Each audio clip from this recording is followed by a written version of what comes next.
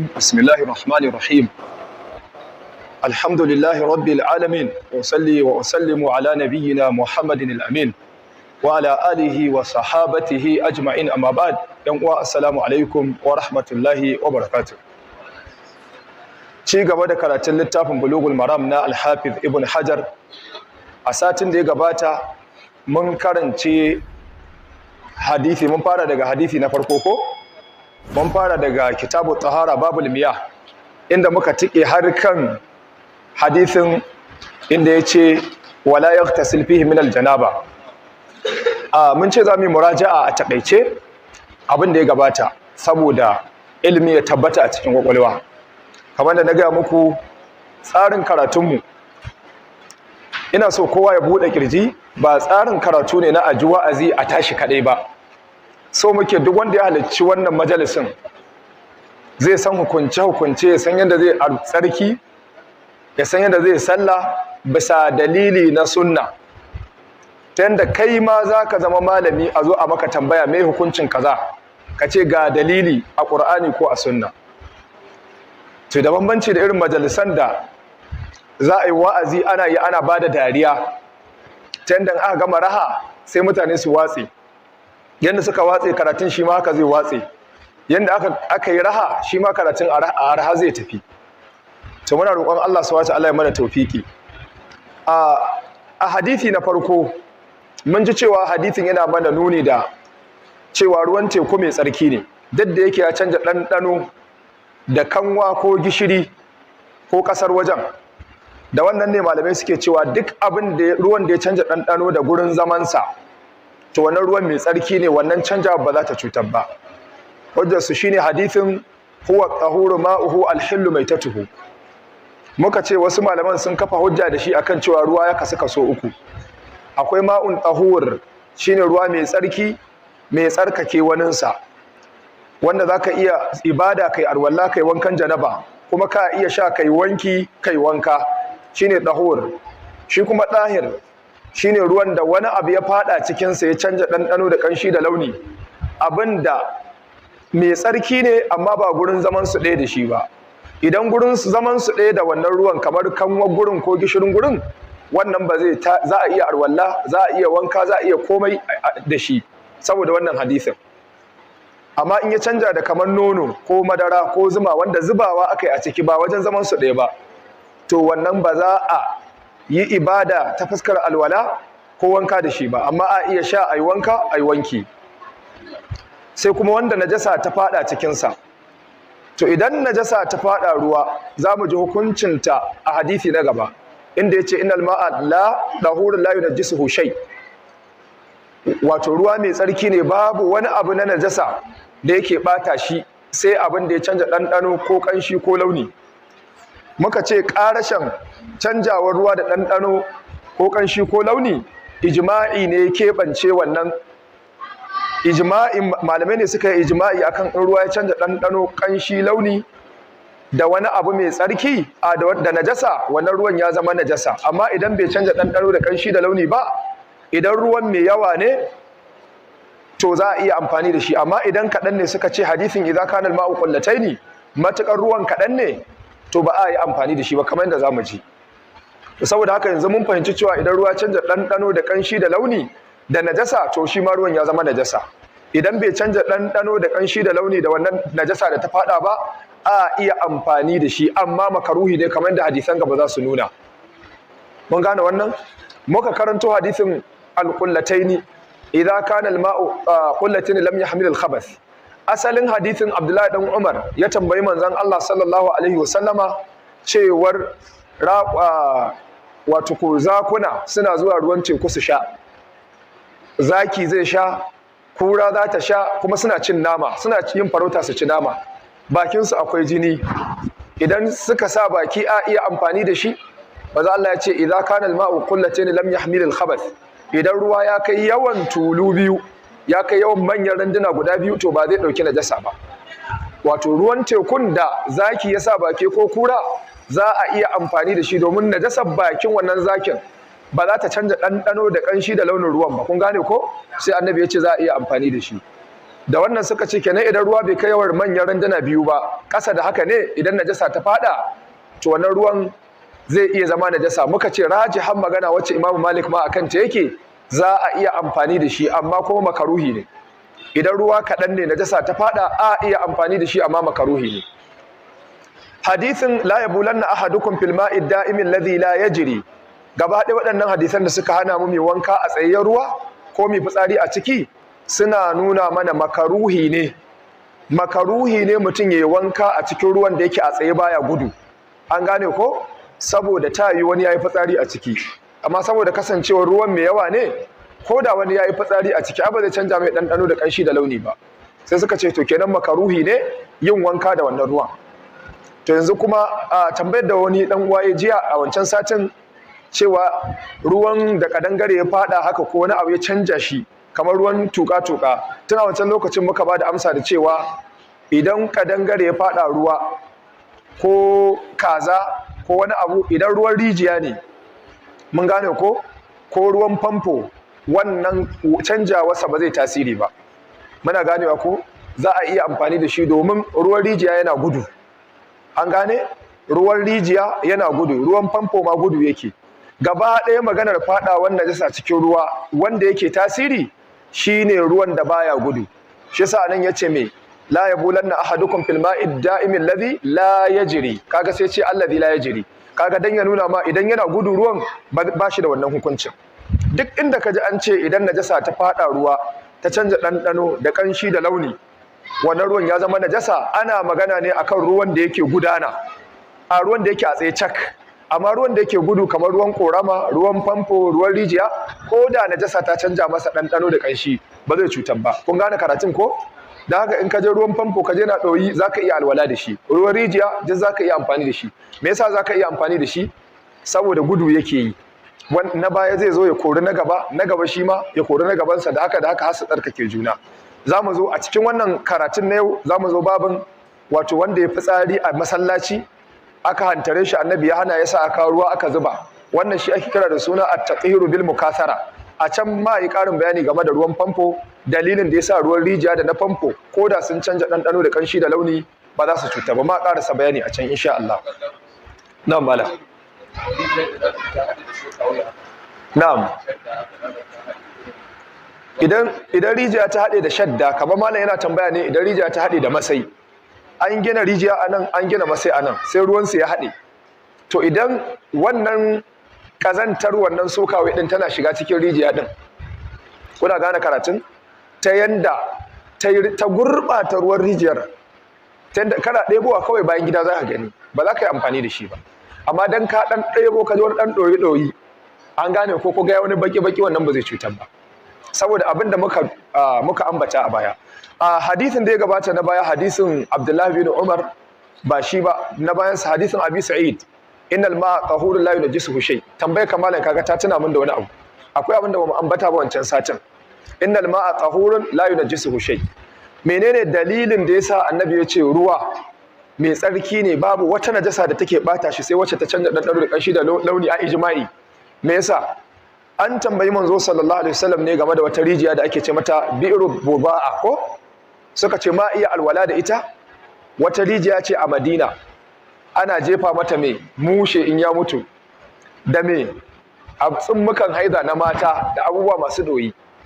Dama abinda al-Imam al-Khattabi yake faɗi a sharhin Sunan Abi Dawud mai Ma'alim Sunan, ba wai mutane ne ke ɗaukar najasa su jefa a rijiyar ba. Kun gane? Yace ba zai yiwu mafifitan sahabban manzo sallallahu alaihi wasallam, mafifitan mutane daga cikin sahabbai, kawai mutum akuya ta mutu je saka a rijiya, ba zai yiwu ba. Ko kazarsa ta mutu je jefa a rijiya. Yace ai kafirin amana ma ba zai yiwu haka ba, balle sahabban annabi. Abin da ya tabbata shine ita rijiyar tana kan gangare ne. Mun gane, a gangare take. To gurin kusa da ita akwai bola. Tudun da rijiyar take akwai bola, ana zuwa a zubar da shara a gurin. Idan aka zubar da kaza ta mutu an yadda, zakara yayi mushi an yadda, an je an yadda tsummukan haida da kayan kazanta a gurin, an kawo shara an zuba, da zarar ruwan sama ya zo sai ya wanko wannan shara sai ya rika zubawa a cikin rijiya din. Ko kuma iska ta zo ta rika ainihin wato ko koro wannan kazanta din tana yaryadawa a cikin wannan rijiya. Sai aka ce a iya amfani da ruwan rijiyar, sai annabi ya ce innal ma'a tahurun la yunajjisuhu shay. Me yasa annabi ba su wannan amsa din? Saboda na daya ruwan rijiya gudu yake, kaga mun yi magana ruwan famfo ɗazi, saboda gudu yake. Na biyu saboda yana da yawan da wannan najasar ba za ta canja ɗanɗanonsa da ƙanshinsa da launinsa ba, wallahu a'lam. Yanzu ba ta ɓata lokaci ba, za mu shiga hadisi na gaba. Allah ya masa rahama ya ce wa an rajulin sahiban nabiyya sallallahu alaihi wa sallama qala, an karɓo daga wani mutum wanda ya yi abota da manzon Allah.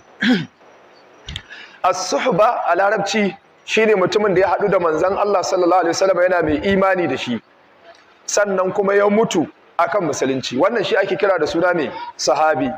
Man laqiya an-nabiyya sallallahu alaihi wasallama mu'minan bihi wa mata 'ala al-islam, wanda ya haɗu da manzon Allah yana mai imani da shi kuma ya mutu kan musulunci.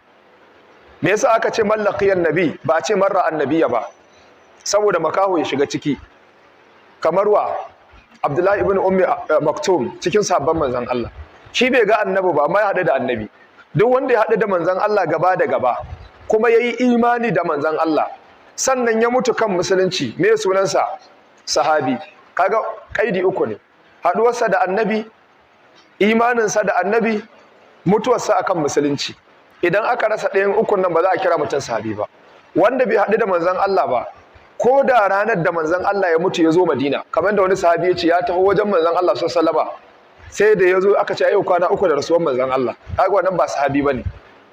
Ina zaton shine Abu Raja al-Utaridi ko shi ko ninsa, ina kokonto ne. To sai aka sashi a cikin manyan tabi'ai saboda bai haɗu da manzon Allah ba. Na biyu, wanda ya haɗu da manzon Allah bai imani da shi ba a ce masa sahabi. Kamar wa? Kamar Abu Jahal da Abu Lahab da Abdullahi ibn Salul, shugaban munafikai. Duk waɗannan ba a ce musu sahabbai saboda sun haɗu da annabi ba su imani da shi ba. Da wanda kuma ya haɗu da manzon Allah sallallahu alaihi wasallama, yayi imani da manzon Allah amma kuma yayi ridda kafin ya mutu. An samu wanda ya ridda cikin sahabbai? Na'am, an samu, amma ba su da yawa. Akwai Abdullah bin Sa'ad ibn Abi Sarh. Abdullah bin Sa'ad ibn Abi Sarh sahabi ne, yana zuwa saboda ya iya rubutu. Idan aya ta sauka ma wani lokacin annabi zai ce rubuta wannan ayar. To karshe ya ridda, ya je ya haɗe da kafirai. Yana cikin wanda manzo sallallahu alaihi wasallam ahdara damahum, annabi ya halatta jininsu, ya yi ridda. To daga baya kuma ya dawo musulunci, ya kyautata musuluncinsa. Bayan fatahu Makka, da aka yi fatahu Makka yana cikin wanda suka musulunta, ya dawo musulunci. Kuma ya halicci jihadi wato tare da manyan sahabban manzon Allah sallallahu alaihi wasallama, ya hidimta wa musulunci, ya mutu shahidi. To wannan shi sahabi ne. Amma akwai Ibn Khadal, wani kirista ne da ya musulunta, ya ƙara komawa a balaraban Makka ne, ya musulunta sai ya koma kirista daga baya. Manzon Allah ya halatta jininsa, shi ne wanda manzon Allah ya ce ku kashe shi koda wa in ta'allaku bi astaril Kaaba. To irin su Ibn Khadal, an ce mutane ne da basu kai yatsun hannu ɗaya ba, wanda suka taba, kamar akwai wanda aka ce Ubaidullah ibn Jahash, dan uwan Abdullah ibn Jahash, dan uwan Zainab bintu Jahash, matan manzon Allah sallallahu alaihi wasallam. Ya musulunta daga baya ridda, ya mutu kan kafirci. Kama duk da haka wanda suka yi riddan basu kai yatsun hannu ɗaya ba. To da wannan zamu gane hatsarin da shi'anci yake kiran mutane. Su fa a wajen shi'a cewa suke sahabban manzon Allah sun kai 140. Gaba ɗaya 140 in ji Rafida ‘yan shi'a, wai gaba ɗaya sun yi ridda bayan mutuwar annabi. Mutum 9 ne kawai suka tsira, mutum 10 ne, 9 ko 10 suka ce. Kaga wannan adalci ne ga annabi? A ce ga wani malami yana da ɗalibai guda 100 a aji, amma gaba ɗaya sun faɗi jarabawa, ɗaya ne ya haihu ko 2 ne suka haihu. Wa za a tuhuma? Malamin. To kaga nan ‘yan shi'a kamar manzon Allah suke tuhuma. Don haka iya waɗannan ɗinnan da san duniya ya ruɗe su ne.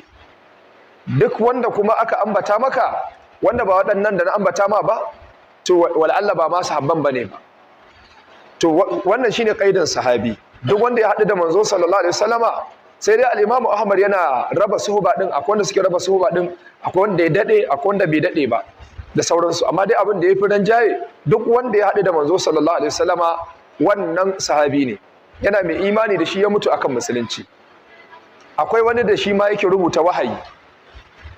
Da aya take sauka, ana saukar da aya, ina ji suratul mu'minin, tana sauka qad aflahal mu'minun yana rubutawa.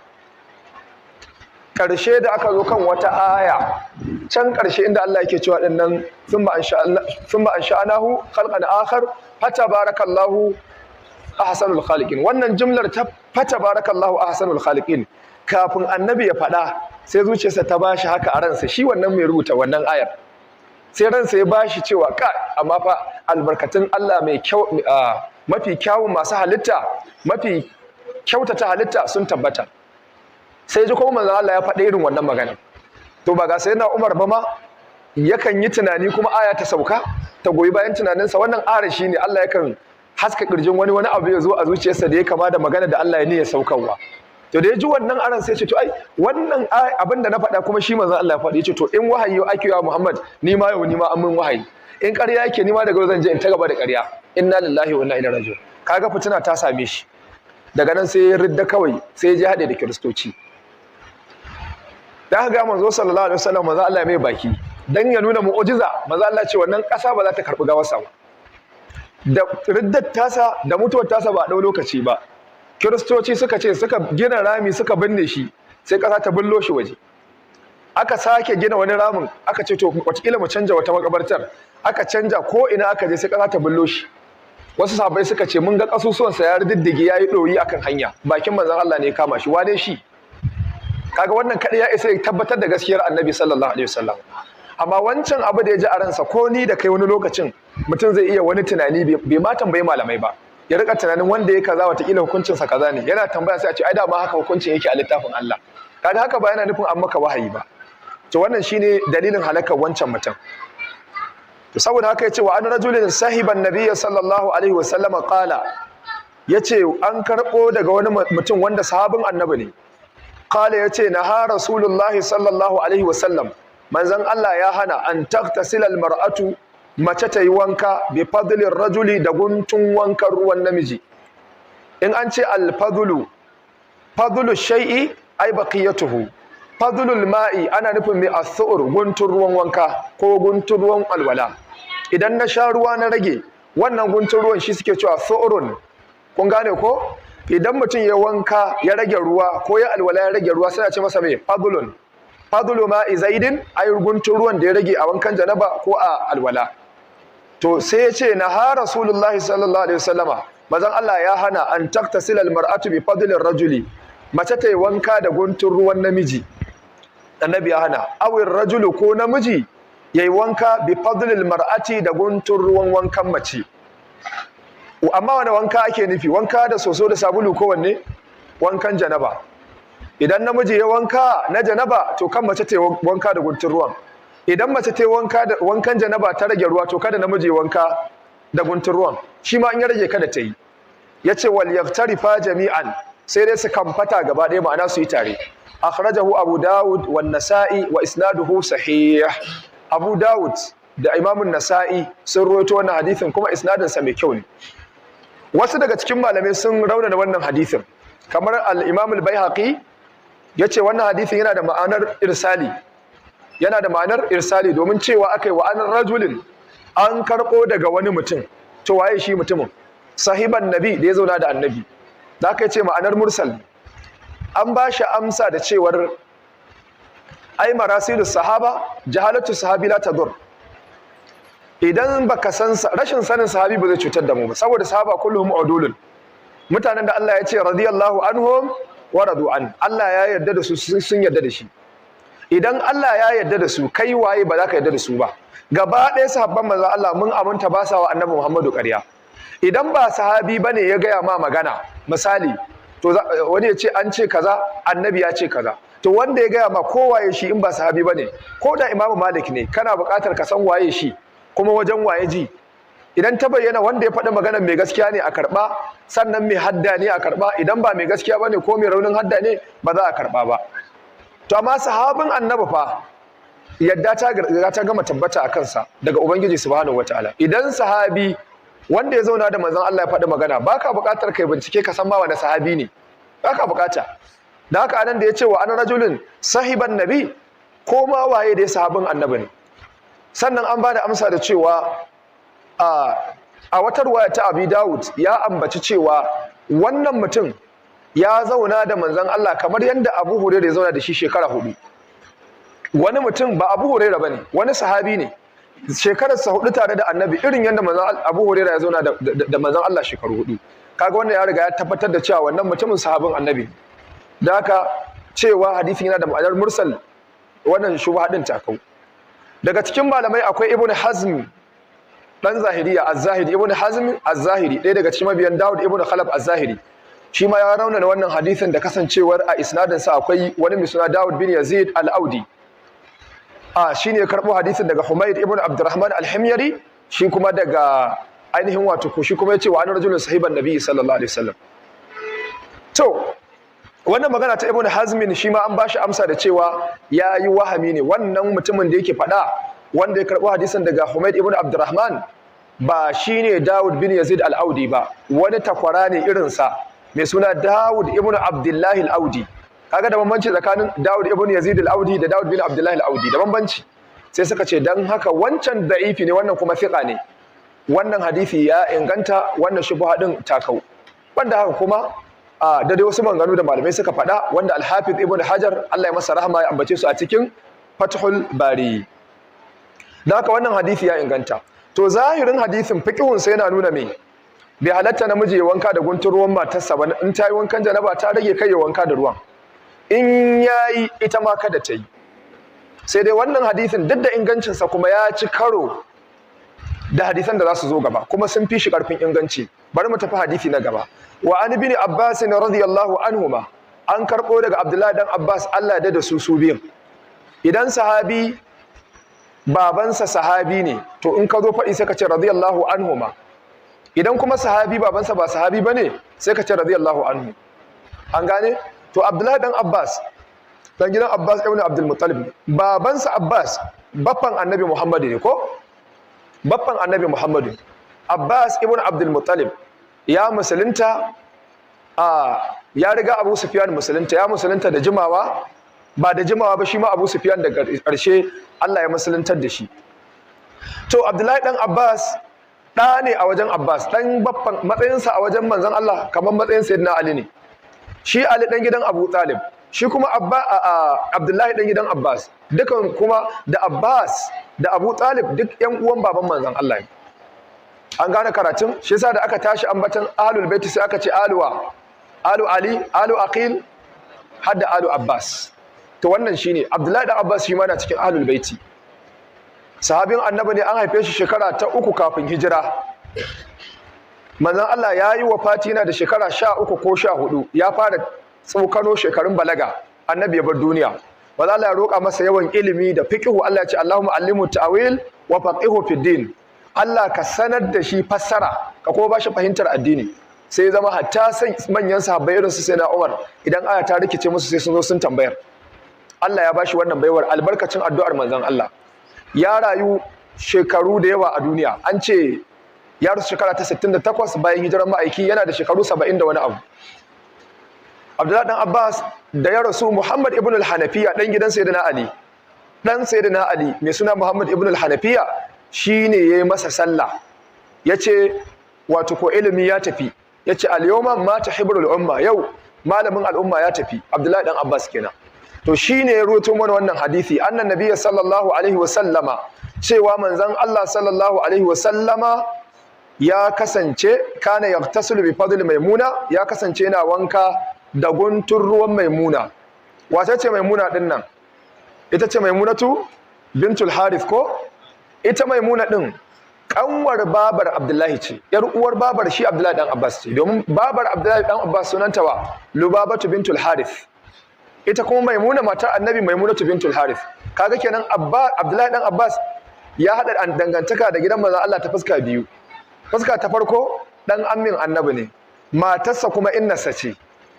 to kaga shi dan cikin gida ne kenan. to kaga wannan wacce yake roto mana yar uwan mahaifiyarsa ce, cewa manzon Allah ya kasance yana wanka tare da ita wankan janaba. akhrajahu Muslim, al-Imam Muslim shi ya rawaito wannan hadisin a cikin Kitabul Hayd. shi ma wannan hadisin wasu cikin malamai sun nemi sarauna nashi su illanta hadisin, duk da al-Imam Muslim ya rawaito shi, amma ba su da hujja, ba su da wata hujja karbabbiya kamar yadda Ibn Hajar ya faɗi ba su da wata hujja tabbatacciya wacce za a raunata wannan hadisin. Sun ce abin da ya janyo hadisin suka ce ya zama mai rauni da Imam Muslim ya rawaito shi a cikin Kitabul Hayd, ya karɓo shi daga hanyar daga Ishaq ibn Rahuya, Ishaq ibn Ibrahim al-Hanzali wanda aka fi sani Ishaq ibn Rahuya. A cikin isnadin shi kuma ya karɓo ta hanyar Ibn Jurayj, shi kuma Ibn Jurayj ya karɓo daga Amr bin Dinar. To Amr bin Dinar shine yake cewa Abu Sha'atha ya gaya masa, da ya tashi gaya masa sai ya ce akbaru ilmi wallazi khatira bi bali anna ibn Abbas qala kana Rasulullah sallallahu alaihi wasallam yaktasilu bi fadl Maimuna. Yace mafi yawan ilimi mafi girma da nake takama da shi inji Abu Sha'atha, kuma abin da zato na yafi rinjaye Abdullahi dan Abbas ya gaya mini cewa manzon Allah yana wanka da gunturuwan mace. Sai suka ce to tunda ya shakka yayi itirabi da haka hadisin bai inganta ba, yayi kokonto. Tamam, maganar da aka ba su amsa da ita shine ƙa'ida za a raunata hadisi ne idan mai ruwaya din bai rinjaye da zatansa ba. Gaba ɗaya a hadithul ahad idan muka bibiye su ana inganta su ne ta dalilin galabatu zan in ka ɗauke mutawatirai. Shari'a ta yarda da zato mafi rinjaye, alƙali ma in zai hukunci da mafi rinjayen zato yake aiki. Da haka wannan hujjar mai rauni ce. Sannan ya ce mafi girman iliminsa, kaga kamar shi Abu Sha'atha bai san wasu hadisai sama da irin waɗannan ba. Hadisai ne ɗan ƙil, wannan kuma yana cikin abin da yake ji da shi a iliminsa. Kaga wannan ya kore kokonto. Sannan kuma ai Abu Dawud ya rawaito hadisin ta wata hanya, a rawaito shi ta wata hanyar, ashabu sunan sun rawaito ta wata hanyar an ambaci ba tare da wannan kokonton ba, kai tsaye faɗa bi wannan kokonton ba. Da haka hadisi ne ingantacce. To yanzu dai zahirin hadisin in muka hada da na baya zamu ga sun ci karo. Can an hana, nan kuma gashi annabi yayi. To ya kenan? Shin annabi zai hana abu kuma ya aikata? Menene hukunci? Ku rike wannan kaidar. Idan manzon Allah ya hana abu kuma ya aikata, ko ya ce ku yi amma shi ya ƙi, me hukuncin wannan abin? Masha Allah, Malam Anas ya ce khususiyya ce. Malamai suna cewa ai ba a cewa abu khususiyya ce sai da dalilin da ya tabbatar da haka. Tabbas wannan amsa ce mai kyau, matsalar rashin dalili. Ba wani dalili da ya ce khususiyar annabi ce. Na'am, akwai malaman da suka ce an samu taksisi, za mu zo kan wannan. An samu nasku a cikin hadisan, za mu zo kan wannan. Amsar da malamai suke bayarwa shine annabi sallallahu alaihi wasallam ya hana a yi, sai ya aikata dan ya nuna mana hanin ba na haramci bane, na karhanci ne. Allah an gane da bambanci tsakanin makruhi da haramun, kamar da akwai bambanci tsakanin mustahabbi da wajibi. Yanzu misali rak'atai al-fajr mustahabbi ce, amma da zaka shigo ka ki ba wanda zai ce ka dauki alhaki. Salatu duha ana so kai, amma da zaka ki ba wanda zai ce kai laifi. To shi ma wannan wanka da ruwan da mace ta rage na wanka, ko wanda namiji ya rage wankan janaba ya bawa matarsa, ba laifi idan kayi, amma in ka bari shi yafi, musamman in an samu wanda ya fi shi. Da haka wancan hanin na hadisin an rajulun sahiban nabi hani ne na karhanci. Annabi ya aikata wankan da gunturuwan matarsa dan ya nuna ma ya halatta, amma wancan hanin makaruhi ne kawai. Saboda lokacin da kai mace ta wankan janaba, kaga ai ruwan zai zama ko nau'i na kazanta ko ya take ta wannan janabar ta a ciki. To wannan ma hujja ce akan maganganun malamai da suke cewa ma alma'ul musta'mal, kamar wancan da yace la yabulanna ahadukum fil ma'id da'imi, cewa makaruhi ne ai amfani da guntun ruwan wankan janaba. An gane ai makaruhi ne ba haramun bane. To amma a cikin malamai akwai waɗanda suke cewa an yi nasahi, suka ce mace namiji ya iya wanka da guntun ruwan matarsa, an gane ko? Amma mace ba za ta yi wanka da guntun ruwan mijinta ba, haka suka faɗa. Suka ce saboda da aka hana ɗin a hadisin an ga annabi ya wanka da guntun ruwan matarsa, amma ba wata ruwa da ta ce wata mace da cikin matan annabi ta wanka da guntun ruwansa. Sai suka ce to kenan wannan hadisin ya shafe wani bangare na hadisin na hanin, bangaren hanin namiji, amma an tabbatar da na mace, amma ba su da hujja mai ƙarfi. Malamai da yawa sun rushe hujja ta hankali, ma ta rusa wannan dalili. Da mace za ta shiga ban daki, tunda an ce mace ba ta yi da guntun ruwan mijinta ba, misali kamar da suke faɗi. Yanzu idan mace namiji ya rage guntun ruwa, sai namiji dan uwansa ya wanka da shi, wannan zai cutar? Ba zai cutar ba, ruwan ba zai zama najasa ba. To idan namiji ya rage wa namiji ya amfani da shi ba najasa, mace min babu aula da Allah an gane domin matarsa ce tare suke komai alayi halin hujja ce mai rauni magana mafi kyau shine abinda muka ambata muku idan mace ta rage guntun ruwan wankan janaba mai gidanta ya iya zuwa yayi amma makaruhi ne idan da wani ruwan idan namiji ya rage ruwa matarsa ta iya zuwa ta yi amma makaruhi ne idan akwai wani ruwan sai a je a dauke shi da Allah an gane to wannan shine kamar dai wancan ruwa da muka ce idan najasa kadan a najasa ta fada cikin ruwa kadan matakar bata canja ɗanɗano da kanshi da launi ba a iya amfani da ruwan amma makaruhi ne idan akwai wani wannan shine to bari mu karasa yace wali ashabis sunan an karbo daga hanyar ashabus sunan suwaye ashabus sunan Abu Dawud Tirmidhi Nasa'i Ibn Majah yace igtasala ba'du azwajin nabiy sallallahu alaihi wasallam fi jafna yace wata daga matan manzon Allah ta yi wanka a wata ƙwarya wani mazubi haka budadde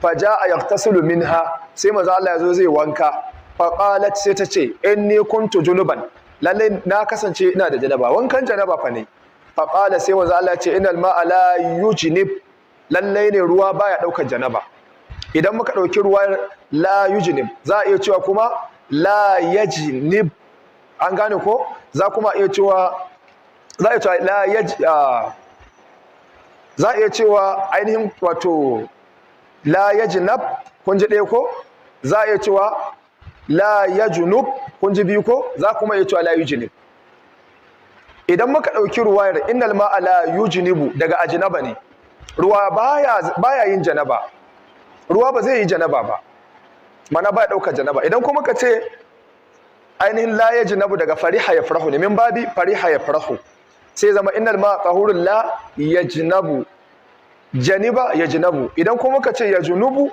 ka karuma yakrumu sai zama januba yajnubu duka uku wajo fuskoki uku an karanta yace wa sahahahu tirmidhi wa ibn khuzaimah al-imam tirmidhi da al-hafiz ibn khuzaimah sun inganta shi jalaluddin suyuti yana cewa ibn khuzaimata wa yatlu muslima wa awlihi al-bustiyya thumma al-hakima ibn khuzaimah littafin sa sahih nasa shike biwa sahih muslim a inganci bukhari muslim sai kuma ibn khuzaimah a inganci fa ba a jere ba na a jere daga bukhari muslim sai abu dauda sai tirmidhi wa haka to zamu tafi kan gaba ta gaba yanzu mun gama gane cewa guntun ruwan wanka shine alma'ul musta'mal makaruhi ne hukuncin sa ba haramun bane amfani da shi to sai cewa ana abi hurairah radiyallahu anhu an karbo daga abi hurairah Allah da shi kala yace qala rasulullahi sallallahu alaihi wasallam manzo Allah yana cewa duhuru ina'i ahadikum tsarkin dayanku tsarkakewar kwano ko mazubin dayanku idza walaga fihi alkalbu idan kare ya lallage a cikin sa an yaghsilahu sab'a marrat shine ya wanke shi so 7 hulahunna biturab ta farkon ya hada da ƙasa akhrajahu muslim imam muslim ne ya ruwaito shi wa fi lafdhin lahu a wata ruwayar falyuriqhu ya kwararar da ruwan ya zubar da shi ya kyalayar da shi wal tirmidhi a wata ruwa ta tirmidhi cewa ukhrahunna cikon naka ɗaya daga cikin su ku rike karatun fa ukhrahunna ɗaya daga cikin su a ƙasa au ulahunna koko cewa ta farkon su bari mu dami darasar wannan hadisin wannan hadisin yana magana ne akan idan kare yazo ya lallagi a cikin kwano menene lallagi na san wani bai zama dole ya san Hausa ba na ba san lallagi ba na masha Allah barakallahu fikum shine kare zo da harshen sa ya rika haka ya rika lasa haka to da zarar kare yayi wannan yayi lallagi kenan to idan kare yayi wannan a cikin mazubin ku ya sha ruwa ko ya ci abinci to yanda zaka tsarkake kwanan shine ka wanke shi sau 7 sannan na farkon ka zuba ƙasa to abin da ruwayoyin suka nuna da aka ce tuhuru ina ahadikum to me bambanci tsakanin duhur da dahur idan aka ce duhur aka yi wa ta'un damma tsarkin kansa kenan idan aka sanya fata aka ce dahur ruwan kenan kun gane wannan duhur yin tsarkin dahur bi fatihi ta ruwan kenan kamar inda in ka ce wudu alwalak kanta bi dhammil waw in ka ce kuma wudu nan kuma ruwan alwalan ne Allah an gane suna da yawa irin waɗannan kalmomi din to nan da yace tuhuru ina'i ahadikum tsarkakewar kwanan ɗayan ku idza walaga fihi alkalbu idan kare ya lallage a ciki an yaghsilahu 7 marrat, ya wanke shi so 7. nan mun fahimta ba iskali, a zuba ruwa so 7 a wanke, a zuba a wanke a kuma da haka ai so 7. to inda iskalin yake, inda yace ulahunna biturab, na farkon a sa ƙasa. a wata ruwayar aka ce me ukhrahunna, ɗaya daga cikin su a sa ƙasa, kaga kowace za ta iya shiga ciki, ba a bayyana ba, an yi ibhami. au ulahunna, wata kuma aka ce ko kuma ukhrahunna au ulahunna, ta farkon ko ta ƙarshen. akwai ruwayar da ta zo ya ambaci cewa ma wa afiruhu thamina biturab, a wasu bugun ma akwai ko cikwa ko umda ne ko cikon na 8 din a sa ƙasa a darje, a wanke kwanan, a sa ƙasa cikon na 8 na. to anan ne wasu suka rauna da hadisin ma suka ce mutarib ne, can an ce na farko a sa ƙasa, can an ce na tsakiya, wancan an ce na ƙarshe. sai aka ba su amsa da cewa ba a cewa hadisi yayi rauni sai da dalili. ittirabi kawai ka ce hadisai sun ci karo, ko lokaci ta ci karo, ka koma wajen malamai. suka ce ruwayar da ta zo da ambatan ulahunna ita ce tafi inganta, ta farin jayi. waɗanda suka ruwaito cewa na 8 ba ita ce tafi ƙarfi ba, wanda ya ambaci ukhrahunna aw ulahunna ko kwanto yayi. amma abinda ya zo a ruwayar muslim me yace an yaghsilahu 7 marratin, sai ce ulahunna bitrab, ta farkon a sa ƙasa. kaga ruwayar muslim ita zamu dauka, wannan shine rajihan magana, sauran ruwayoyin akwai kuskure a ciki. da haka idan kare zo ya sa baki ya sha a cikin kofi, a roba, kwano ko ma menene, ko ya ci wani nama a ciki ko wani abu, to sai a zo a zuba ruwa da ƙasa a wanke wannan kwanan. idan aka wanke aka darje, sai a zuba ruwa na 2 na 3 har a je kan na 7. wannan shine magana mafi inganci. a wata ruwa da aka ce me falyuriquhu, ya zubar da me ruwan da wannan karen ya sha, kuma zubar da, in nono ne ya sa baki a zubar, in zuma ce a zubar, in ma abinci ne in ya kai na miliyan a zubar. ko da abincin mai tsada ne, a ce ka zo da abincinka da namun kaji da komai yana kanshi, sai kare zo ya sa baki ya sungumi guda, shikenan sai dai ka zubda, bai halatta ka ci ba. to anan ne malamai suka yi sabani akan kare shi kansa, menene ma hukuncin karen kansa, me yasa ma aka ce in ya sa baki a cikin abu sai an wanke? jumhurin malamai suka ce saboda bakin kare najasa ne, sannan najasar bakinsa dalili ne akan sauran jikinsa ma najasa ne, saboda bakinsa ashrafu ma fihi, shine yafi, saboda shi yafi kusa da danshi. kaga suka ce bakin karen in ya zama najasa, to sauran jikin ba najasa ne. da wannan ne malamai suke kafa hujja akan cewa me kare najasa ne, bakinsa ma najasa ne, saboda annabi ya ce idan kare ya lallagi a cikin kwano ga yanda za a yi masa. malikiya, imamu malik da yan mazhabarsa suka ce su basu gamsu ba, suka ce ba su yadda kare najasa bane. ku rike wannan, a wajen malikiya kare ba najasa bane. menene hujjar su? suna cewa ai an halatta ai farauta, ka saki karen kai kamo ma zomo ka ci. in dai kare zaka tafi farauta da shi ya kamo ma nama, kuma ka yanka ka sa a tukunya, ko ma ba sai ka yanka ba, in ya kamo, idan kare ya kamo abu biyu ne, idan ya kashe abin farautar to kada ka ci, saboda watakila kansa ya farautowa kamar yadda annabi ya faɗa. amma idan bai kashe ba sai ka yanka ko sai ka ci abinka. suka ce da najasa ne ai da ba a halatta ba. sai malamai suka ba su amsa yan uwansu da cewar ai idan kare ya farauto abu ya kama ya raunata abu, ai kai ma ba danye zaka ci ba, sai ka dafa. kuma abu ne sananne, din najasa idan aka dafa ta a tukunya ta kone ruwan ya tafasa, shikenan ta tafi. to kaga wannan hujjar ta malikiya hujja ce da'ifa. suna da wata hujjar bayan wannan, suka ce dalili na biyu da yake tabbatar da cewa kare ba najasa bane, a nan gurin da aka ambaci cewar idan kare ya lallage a cikin kwano a wanke so 7, ambatan cewa an ce a wanke so 7 dalili ne akan ba najasa bane. na san wata ila wani zai je kokolwarsa ta daude ni, ya za a ce a wanke so 7 kuma a ce wannan dalili ne akan ba najasa bane? amsar da suke hankali inda suka imalul fikr anan, suka imalul fikra zamu ce ko, suka ce saboda haka ko wasu najisoshin da kazantarsa ta fita bakin kare, kamar kashi da fitsari da jini da sauransu. da kashi zai taba tufafinka ko fitsari, akwai inda aka ce ka wanke so 7? suka ce to tunda idan kashi ko fitsari suka taba jikinka ba a ce ka wanke so 7 ba, kawai cewa aka ka wanke ka gusar da wannan najasa. bakin kare kuma aka ce ka wanke so 7, to ba dan kasancewar sa najasa bane, kawai sai dan kasancewar bauta ne hakan. daidai yake da alwala da kake yi, an ce ka wanke hannayenka so nawa? so 3 nan ko? in ka zo fuska uku nan uku ba dan jikinka najasa bane. Kun ji fa hankali da malikiya suka yi aiki da shi ana. Su a wajen su wanke kwano da kare sa baki ba wai dan najasa bane karan, ba dan ya sa najasa bakinsa najasa bane, a sai dan kasancewar bauta ne, Allah ne yake so kai haka. Haka aka ga dama aka umarce ka, kamar yadda haka aka ga dama aka ce ka wanke hannayenka so uku yayin alwala, ka wanke fuska so uku, kaga ai ba dan fuskar ka najasa ta taba ba. Wannan shine hujjar malikiya. Akwai wani bincike da aka yi na zamani da yake karfafar wasu suke kafa hujja da shi a zamanance, yake karfafa wannan ra'ayin na malikiya cewa akwai kwayoyin cuta. Shi ma wannan dalilin na likitanci zai iya sawa a hana a ce a wanke kwanan da kare sa baki, saboda kare yana da wato bakinsa, a ɗabi'ar kare yana yin tsarki ne da bakinsa, yana yin tsarki da me da bakinsa.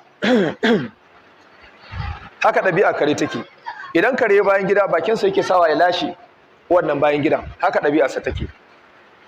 To a cikin tumbin kare akwai wasu tsutsotsi, idan zai kashi suna fitowa a cikin kashin, in ya lashe bakinsa dubararsa da harshensa zai laso me wannan tsutsotsin, zai laso a cikin wannan guntun kazantar kashin nasa. To haka da zarar ya zuba bakinsa a cikin wannan mazubi, shikenan sai wannan tsutsotsin za su iya shiga, kuma ido baya ganin su, sai an sa na'ura za a iya gani. Haka turawa suka yi bincike, sun ce sun gano akwai wasu ƙwayoyin cuta sun fi miliyan a jikin bakin kare. To kaga idan ya inganta a wannan binciken, ta yiwu ma akwai dalili na likitanci, dalilin da yasa aka ce a wanke dan zai iya zama hujja a wajen malikiya, su ce dalili ne na likitanci kawai. Amma jumhuri sun ba su amsa wacce muka baku a baya, ko magana jumhuri ita tafi rinjaye, kare najasa ne. Domin a ruwayar Muslim ya ce me falyuriquhu, a zubar da ruwan. Abu ne sananne, addinin musulunci ya hana mu almubazzaranci, ya hana mu almubazzaranci, ka ɗauko abu dukiya ka sa mata wuta ko ka zubda. Allah ya ce wala tubazzir tabzira innal mubazzirina kanu ikhwana shayatin. An hana almubazzaranci. To inda a ce wannan ruwa da kare sa baki, ko wannan ainihin fura da kare sa baki, ko wannan zuma, ko wannan kaza abincinka, inda bai zama najasa ba da ba za a ce ka zubda ba, saboda ai an umarce ka da almubazzaranci. Allah bai yarda da almubazzaranci ba. An ce ba a ce ka zubar ba sai dan wannan abin da kare sa baki ya zama najasa, ya zuba najasa a ciki. Da haka wannan amsa ce mai karfi da kuke gani, da aka baiwa malikiya. Da aka raji har magana kare najasa ne. Shi yasa idan kuna karatun littafin malikiya, a wajensu akwai fatawoyin da suke nuni da cin naman karen ma makaruhi. Amma dai magana da suka yi tafi karfi haramun ne. Amma akwai ruwaya daga Malik kamar da suke faɗi. Hatta ina ji a littafin Iziya ne zaka ji ya ce me wa ma kuriha aklu lahmihi wa ma hurima aklu lahmihi fadamuhu haramun, ko wa labanuhu haramun, wa ma kuriha aklu lahmihi fadamuhu wa labanuhu haramun. Duk abin da cin naman sa haramun ne, to fitsarinsa ko nonansa ko duk wannan haramun ne. Duk abin da aka halatta kuma da yawunsa da fitsarinsa wannan ba najasa bane.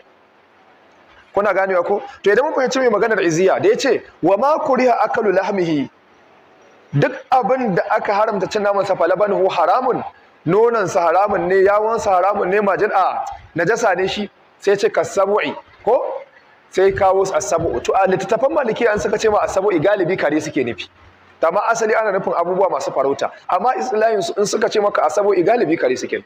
Kenan akwai ruwayar karhancin cin naman kare a cikin littafansu, amma magana ce mai matukar rauni kamar da kuke gani. Kare haramun ne a ci namansa. Duk wanda ya ci naman kare daidai yake da wanda ya ci mushi, daidai yake da wanda ya ci alade. To abin tambaya anan shine, da suka karhanta, kun ga wani yana ci a yanzu a inda kuke? Saboda na gaya muku ruwaya biyu ce. Raci har magana shine a fatawoyin malikiya din ba haramun ne, amma dai akwai wacce ruwaya din. Sai dai gayar abin da za a faɗa game da malikiya, sun karhanta su a wajen su kare ba najasa bane. Kare ba najasa bane. To malaman da suka ce kare najasa ne, idan muka duba za mu ga shin bakin karen ne najasa ko ku hatta jikinsa.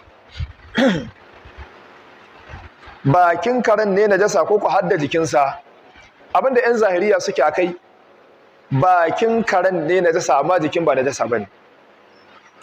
al-Imam an-Nawawi alaihi rahmatullah a cikin al-Majmu' da ya hakaito maganar ya kawo maganar zahiriya suna cewa tunda aka ce idza walaga fihi al-kalbu suka ce mafhumu shartin ne dole idan kare ya lallagi a ka'ida kare baya lallagi sai da bakinsa kenan mafhumul mukhalafa na wannan sharadin yayi nuni da cewa da kare zai saka jelarsa a cikin ruwa ko ya tsindima kafarsa a ruwa ko a abincinka ba za a ce ka wanke kwanon su bakwai ba domin ba bakinsa bane haka yan zahiriya suka dauka Imam an-Nawawi sai ya ce to wannan muttajahun qawiyyun min haythu dalil abu ne fuska ce mai kyau kuma tana da karfi ta fuskar dalili ko min haythu istidlal amma mazhabar shafi'iyya ba su yarda da wannan kasan ba shi kuma dan shafi'iyya ne zamu ga al-Imam Shawkani shi ma da ya tashi ya goyi bayan yan zahiriya anan yana ganin bakin ne kadai najasa amma jikin ba najasa bane amma magana rajiha gaba ɗayan kare najasa ne amsar da ake basu shine